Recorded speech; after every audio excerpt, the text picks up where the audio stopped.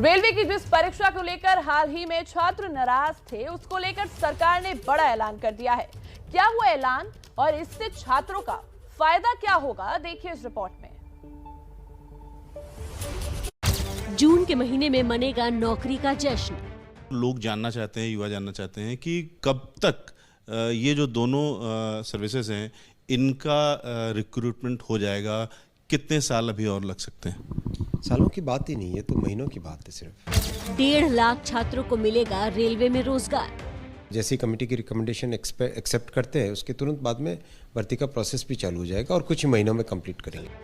जी हां, ठीक सुना आपने। एबीपी न्यूज से खास बातचीत में रेल मंत्री अश्विनी वैष्णव परीक्षा विवाद को लेकर जिस जांच कमेटी की रिपोर्ट की बात कर रहे हैं, सूत्रों के मुताबिक उसकी जांच रिपोर्ट 4 मार्च को आ जाएगी और उसके 4 महीने बाद यानी जून में नॉन टेक्निकल पॉपुलर कैटेगरीज और लेवल 1 के सफल परीक्षार्थियों की बहाली शुरू हो जाएगी।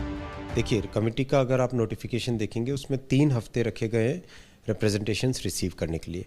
आज करीब 1 लाख से अधिक रिप्रेजेंटेशंस आ चुके हैं।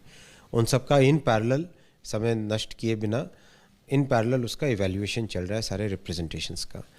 3 हफ्ते के बाद में कमेटी को टाइम दिया गया है कि 2 हफ्ते के अंदर अंदर अपना रिकमेंडेशन दो। उसी टाइम फ्रेम में हम कंप्लीट करेंगे, विश्वास रखिए। भर्तियाँ पूरी हो जाएंगी? नहीं, भर्तियाँ भी मैं कह रहा हूँ कुछ ही महीनों में, तुरंत उसके बाद में भर्तियों का प्रोसेस चालू हो जाएगा। अभी सस्पेंड किया हुआ है।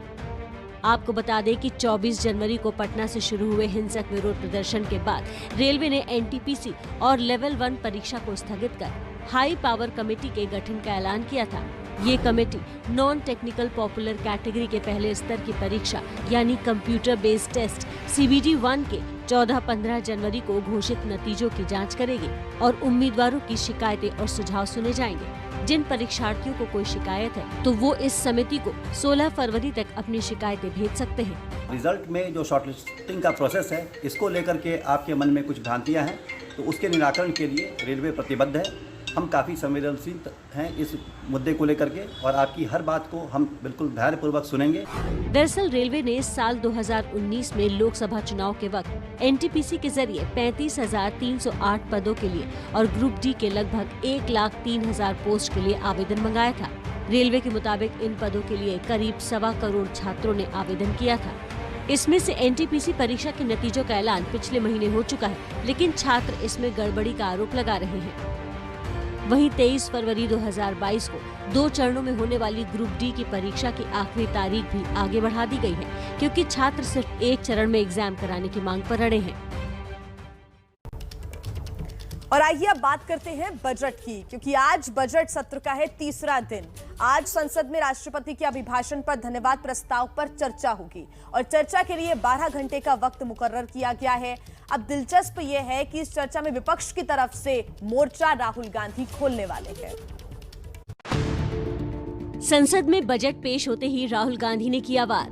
ये मोदी सरकार का 0 जोड़ का बजट है। नौकरी पेशा, मिडिल क्लास, गरीब और वंचित युवा, किसानों और छोटे उद्योगों के लिए कुछ नहीं है। बात पर जोर देने के लिए अंग्रेजी के ओ को 0 में बदलकर ट्वीट किया गया। इसी पर कांग्रेस की प्रेस कॉन्फ्रेंस में भी जोर दिया गया। After the budget was presented, we asked ourselves, what has the budget done to address any of these grave challenges? The blunt answer is nothing. Rahul Gandhi ने ऐलान किया कि वो भी संसद में बोलने जा रहे हैं। निर्मला सीतारमण ने बजट पेश किया। राहुल जी क्या कहेंगे, कैसा रहा बजट?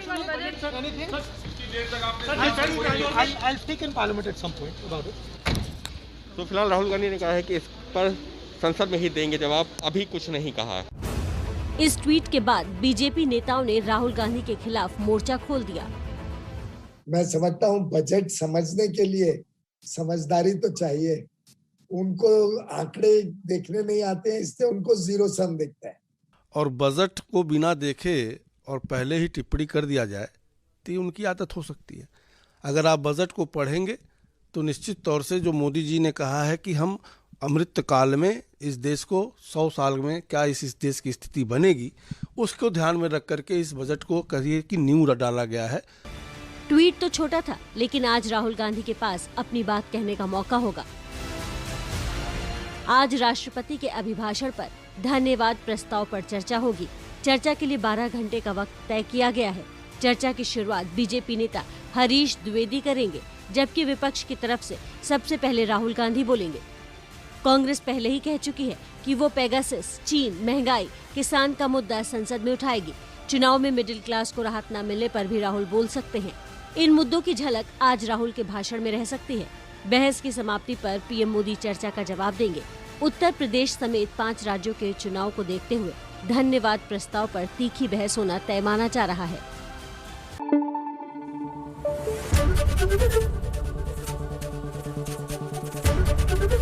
एबीपी न्यूज आपको रखे आगे।